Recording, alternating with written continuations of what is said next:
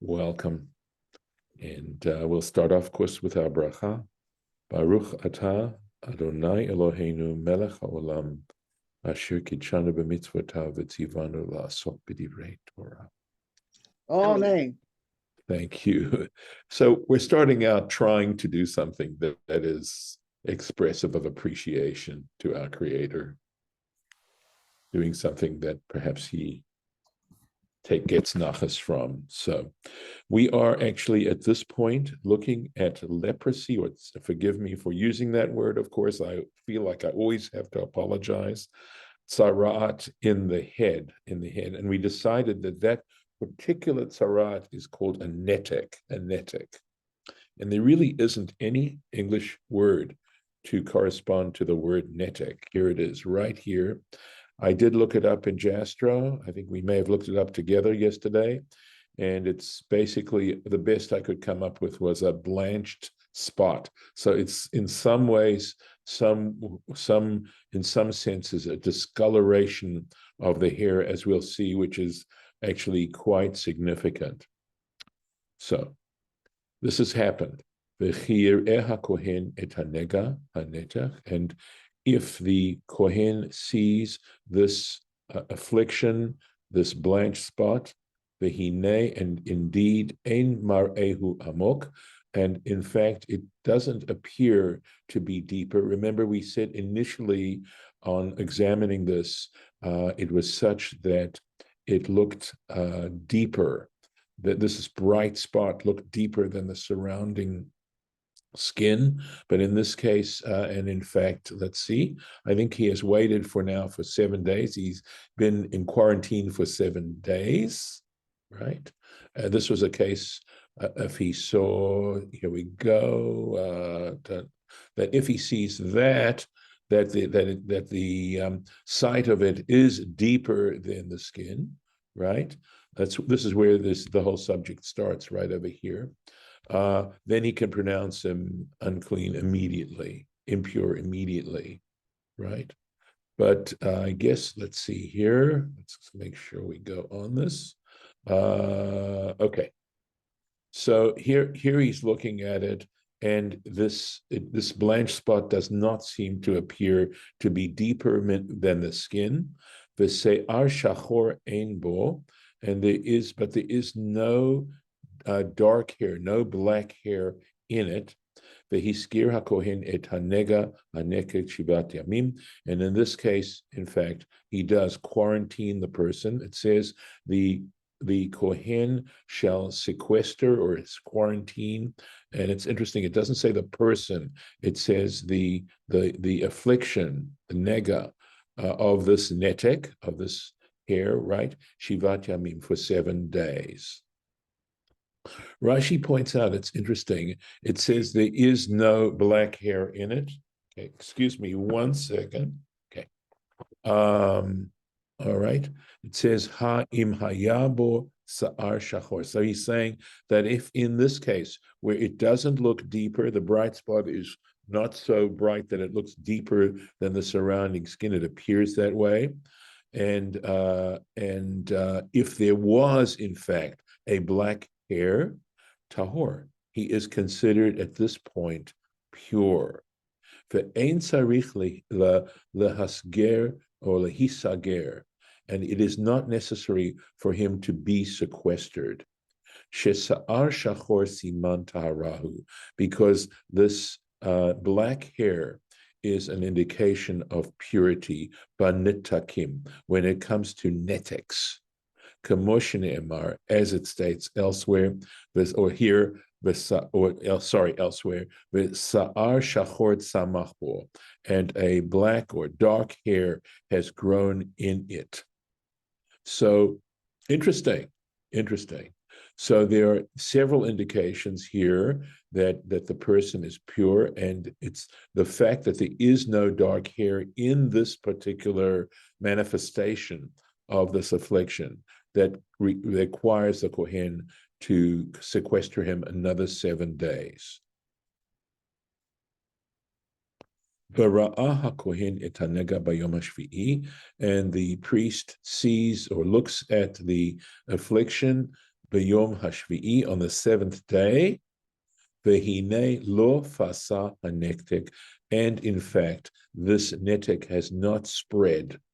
V'lo hayabo se'ar sa'or, nor tzahov, nor is there in it a yellow hair. And again, just to emphasize, the appearance of this netek is not deeper than the skin. I am getting a message from Margie Gilliman, so just give me a moment and I'll see.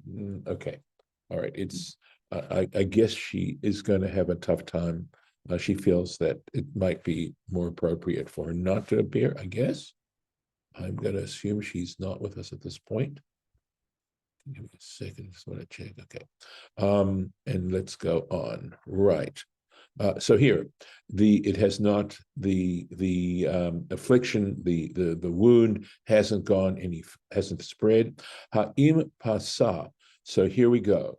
So we can infer from this that if in fact this particular spot spreads, or hayabo sa'ar tzahov, or if it sprouts a yellow hair, Tamei, he is at this point considered impure. Okay. Really, really arcane stuff. Again, the deeper meanings of this are really interesting. It's a challenge. Vehit galach, and he shall shave himself. Notice that this gimel is a larger gimel. And it says, here's the note, Masoretic note, gimel rabati, a large gimel. So if you actually look in a Sefer Torah, you'll see that in this word vehit galach is a larger looking gimel. This letter has to be larger. And the reason for that is the middle letter of the Sefer Torah, if you count up all the letters in the Sefer Torah. And the fact that people would go to that kind of trouble to count not only every word and then figure out where the midpoint is in the Torah, and we had that in Parshat Shmini, but in this particular case, to actually count up every letter of the Torah. And that's an indication of how sacred people felt this was and how beloved it was to them to count up every single letter. So we'll translate this. V'hit galach, he shall shave. Ve'et hanetek lo yigaleach.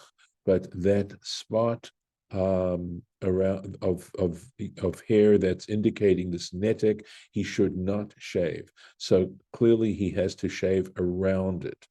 V'hiskir hakohen et hanetek shivat yamim shenit. And in this case, right, remember it's showing some indications. Let me look and see. Okay. Right.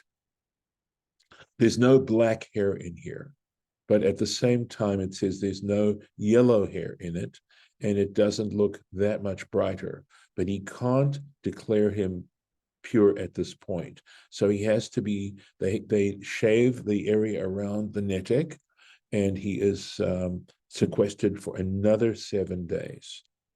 Okay. Right. V'hit galach, he shall shave himself. Svivot haneket. So Rashi points out, as I explained, around the netek. That is where he has to shave. Ve'et hanetek lo yigalech, and he should not actually shave the netek itself. And this is from the Sifra. Meiniach shtei sa'arot samuch lo, and he leaves 2 hairs that are healthy, right next to it. Now, saviv, around it. Kedei sheyahe nikar, in order that you can recognize im pasa, if in fact this netek has spread. So it's a way of being sure about it. She'im yifseh, because if in fact it does spread, ya'avor hasa'arot, it'll go past these hairs, v'yetzeh lemakom hagiluach, and it will go out to the area that was shaved. So exactly what that means, Does it mean, in fact, that those hairs turn yellow? Does it mean simply that there's this, both the skin and the hair, because this is in the area of where the person has hair growing? Okay, I'm not absolutely certain, but it does seem to suggest that. So let's keep going. Back in here. So this is now the priest should examine the Netek by Yom Hashvi'i on the seventh day. Vehine, and behold, lo fasah Netek ba'or. And this Netek has not spread in the skin. Umar'ehu einenu amok min ha'or. Look at how the repetition really suggests how legal this is, that they want to be as exact as possible in the wording. And its appearance is not deeper than the skin, v'tihar hoto kohen. And in this case, the priest should declare him holy, pure, forgive me, v'chibes begadav v'taher, and he should wash his clothing and be pure, be considered and become purified. Not necessarily the final stage of this, but he's in the process now of purification, right? So we're going to see. However, v'im paso yifseh hanetek ba'or, but if in fact this netek spreads in the skin, acharei tohorato, even after he has been pronounced, I would say, pure, after his purification. So a new circumstance, acharei tohorato, right after his purification. Ein li ela poseh. So it says here, the Torah is only talking about a situation where it spreads the achar tohorato, after he had hapatur. Achar, forgive me, la achar. It's only telling you afterwards, after he's been declared pure, this circumstance, right? Hapatur minayin. Sorry, this doesn't. I'm sorry. Is this the next page? Forgive me.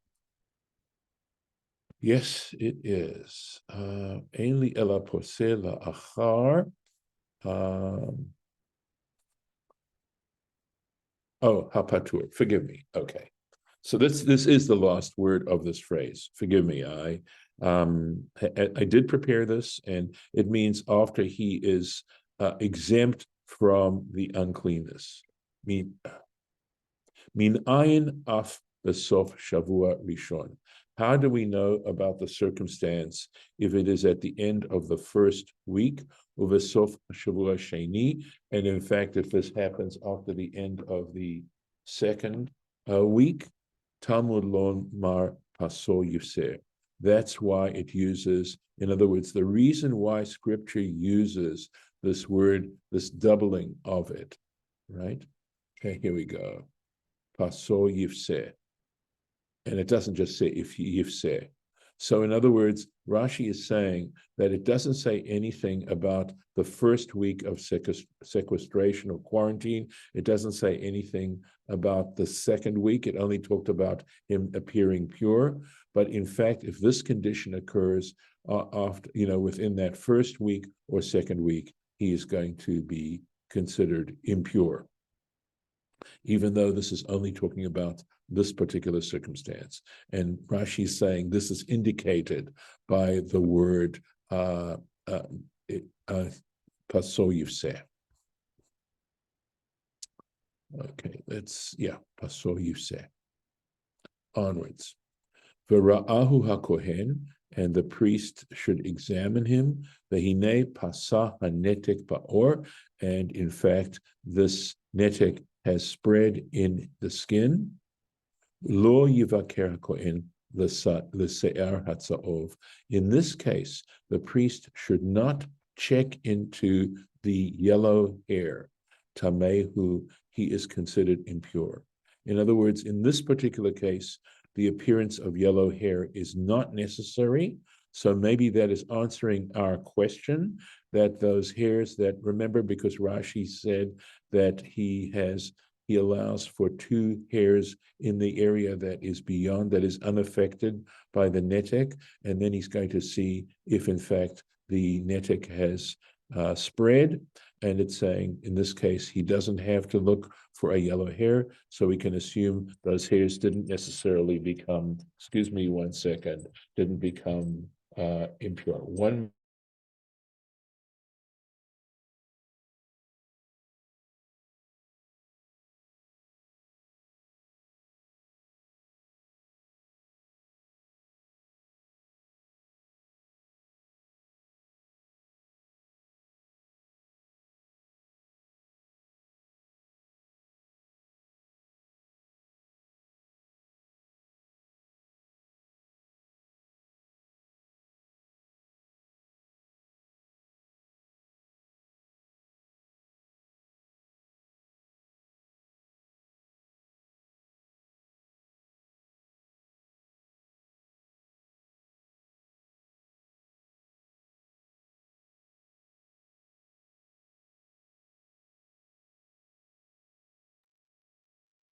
Okay, I'm back.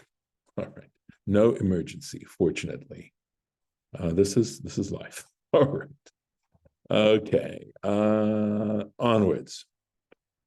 The im be'enav amad hanetek, and if in his eyes, that is in the priest's eyes, the netek has remained, it hasn't spread, right? Okay. V'se'ar shachor tzamach bo, and in fact, not only the fact that it hasn't spread, but there is, in fact, in addition, there is a black hair that has grown in it, in this area, in the netek, nirpa hanetek. We consider the netek to be healed. Tahor hu, he is considered to be pure. He is pure. But tiharo kohen, and the priest should declare him pure. So we're going to look here in a moment at the Rashi, and there's something interesting that's going to emerge from this. V'sa'ar shachor, and a black hair. So first of all, it says specifically a black hair, and the question is, we know that there's healthy hair that has other colors, not necessarily black. Minayin. So how do we know af hayarok? If it's, he says here, yarok, generally we translate as green, all right? V'ha'adom, and what about red? Well, we know about red hair. She'inot sahov, which isn't yellow. The point is the color of this hair isn't yellow, but it isn't black either. Talmud lomar v'se'ar. It says specifically hair, okay? And that's, so it says se'ar shachor. So in other words, that there's an emphasis, so to speak, on the hair, right? Let me find out, sorry. Okay. V'lashon sahov, and the connotation of the word sahov, domeh letavnit hazahav, is the point that it looks like the form of gold, sahuv, that is a golden color, the color of gold, kamor zahuv, and so it says, so sahuv is like zahuv, right? Golden. And here's a French word which I do not recognize, and I don't recognize the Yiddish word here, which means blastes or blostes, gold. I think there's the word blois or something, maybe clear. I'm not certain in Yiddish. Lauren, do you have anything you need to add on this? I just wanted to say that mine says Sahov, not Sahuv. Okay. On both things. It says Sahov, the same as Sahov, but it's spelled one with a tsari and one with a Right. zayin, That's the point here. and it says they're interchangeable. Right, there we are. Right and here. then it goes on to the French, but I don't know, you haven't gotten there. No, I have. Well, okay, mine says orable, so that would be related to the word or gold. Yes, orum. Yes, orum. And then orab, and then it says gold colored or pale gold, ORPALE. So maybe belostus is pale, means pale. I don't know. I'd have to look it up in a Yiddish dictionary. How do you spell the Yiddish word? Well, I guess if you're spelling it in Hebrew with Hebrew Or letters, transliterating it or whatever. well, maybe it would be Blostes.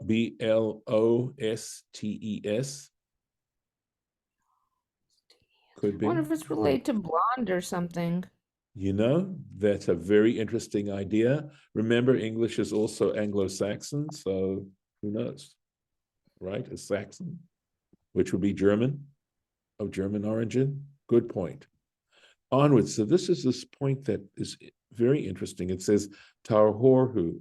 It says, in other words, that he is in fact pure, the Taharo HaKohen, but then afterwards it says, and the priest should declare him pure.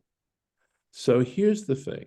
We were saying very clearly that he is not considered pure or impure until the priest declares it.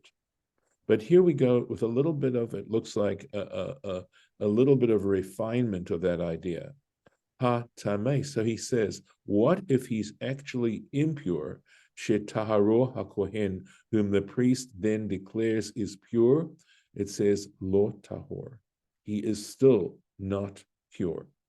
Now, this, I think, again, requires some commentary because what I guess the best I can do right now is to say that the priest has a very serious responsibility to make sure that he has a full and good understanding of what the indications are, of what the symptoms are of leprosy.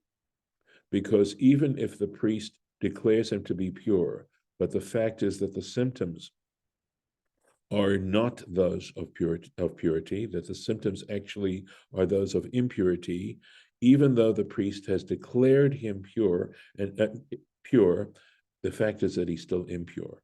Doesn't mention the reverse, but it does mention this specific thing.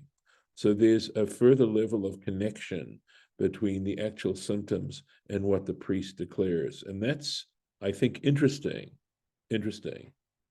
So it isn't simply, the analogy that I gave to baseball, right? There still is the question of making sure that the fact follows the interpretation, or rather the interpretation follows the fact. So again, I feel there's more to be said about this. Going on. The ish or isha. So there's a new paragraph. The ish or isha ki be'or besaram beharot levanot. So now this is going on to a new kind of symptom.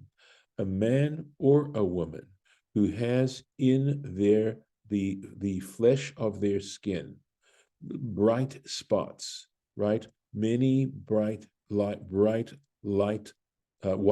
bright spots. Let me see. Okay, so beharot, and he says chabar burot. I don't know if that is freckles, like white freckles. Lauren, again, I did look this up, or I tried to look it up. Yeah, mine says spots and then spots. Okay, that's helpful. All right. So I guess they're just synonyms. Yes, I guess maybe chabar burot is a more common word for beharot. Okay. Anti-freckles? Yeah, I know, because Well, a lot freckles of are us with dark. melanin in our skin Yes. have white spots. Okay, very good. Because there's no melanin there or whatever. We over tanned Yes. as young children who didn't have- Quarantine that woman. do it. No, Do it. no, Oh, wait, please. hold Keep me tight, from doing anything. hold tight. We're gonna go on. I'm going on, right? V'ra'ah kohen, and the priest should examine the hine ba'or b'sarom, and in fact, in the skin of their flesh, beharot kehot, there are dull, right? Dull spots, faded spots.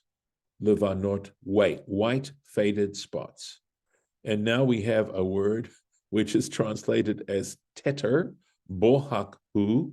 It is considered a teter. That is not a word I'm particularly familiar with either in Hebrew or Mine says pigmentation.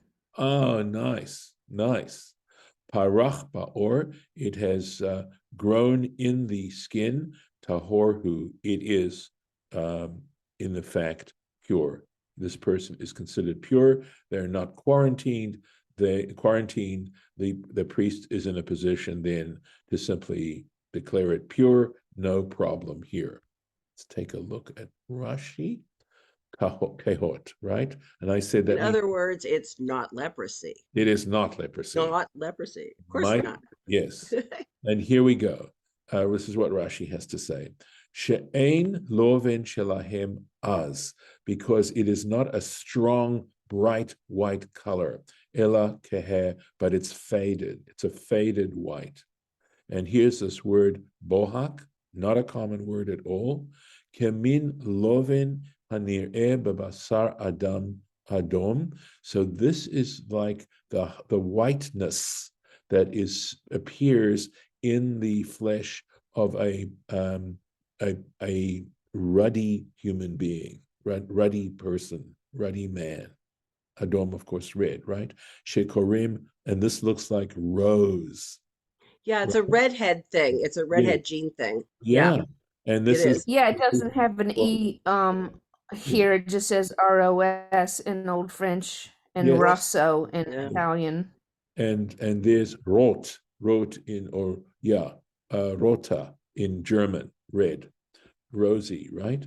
Bein charbar burot admimoto, and so his redness, okay, amongst the bright the spots, karui bohak. It is called bohak. That's what it's termed at. Keish.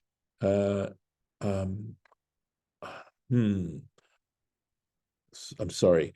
Keish, and this looks like adashan. Here it says freckled. Yeah, isn't that so? There we go. I wasn't that far off, right? And it says adashan. Adshan. Yes.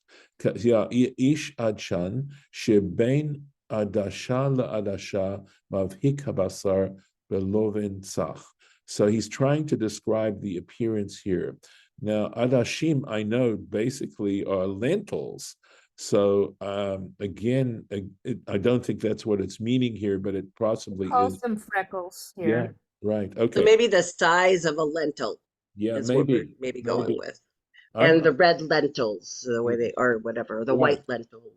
Yeah, exactly.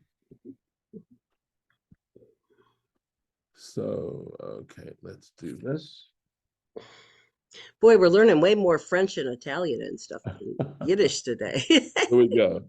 All right. So mavhik, there's that word bohak, right? He says that's why it's called a bohak, because right, it's glowing. The skin is glowing with a soft white, is what he's appears to be saying here. And I think this is a really good place for us to stop this time. This one says, just like a freckled man whose skin between one freckle and another shines brightly with pure whiteness. Okay. So, yeah, so forgive me. Right. And that is the end of Shani. Yeah. Mhm. I mean, I have a few of those, but my dad had plenty of them, and he was a redhead. Interesting. So, yeah. Okay. So I guess they were just covering anything you would see on your skin.